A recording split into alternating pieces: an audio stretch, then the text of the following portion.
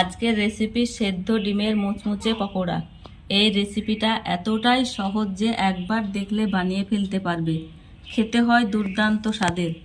কিভাবে খুব সহজেই এই একদম মুচমুচে ডিমের ফ্রাই বানাতে হবে সেটার জন্য ভিডিওটা শেষ পর্যন্ত দেখতে হবে। দুটো সিদ্ধ ডিম কেটে পকোড়াটা বানিয়ে নেব।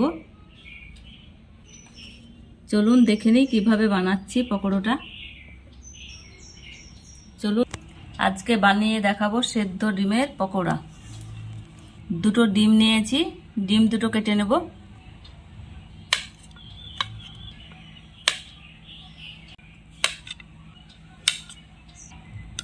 দুটো ডিম 8 পিস করে নিয়েছি।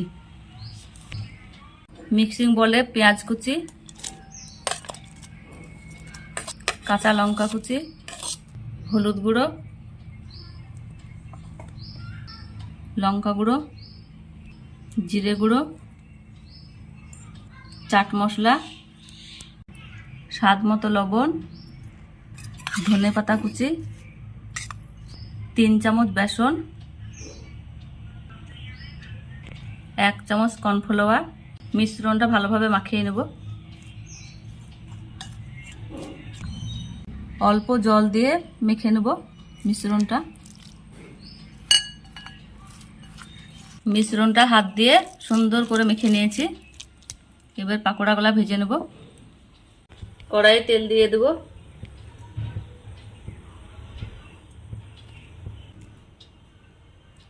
মিশ্রণে ডিমটা চুবিয়ে ভেজে নেব।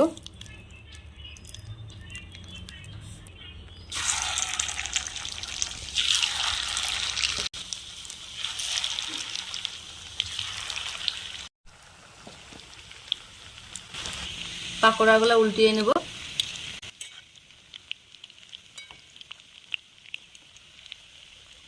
পাকোড়া ভাজা হয়ে গেছে, তুলে নেব।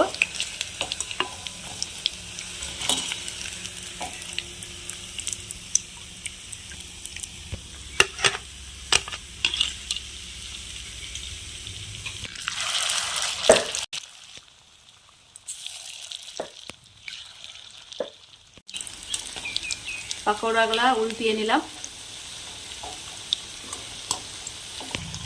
পাকোড়াগুলা তুলে নেব। সবগুলা ভাজা হয়ে গেল, এবার তুলে নেব।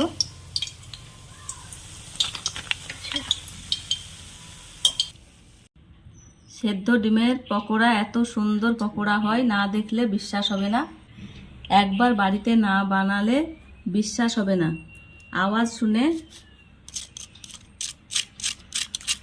শুনে বুঝতে পারছেন কত সুন্দর হয়েছে। ভিডিওটা সুন্দর লাগলে বন্ধুদের সাথে শেয়ার করে দিবেন।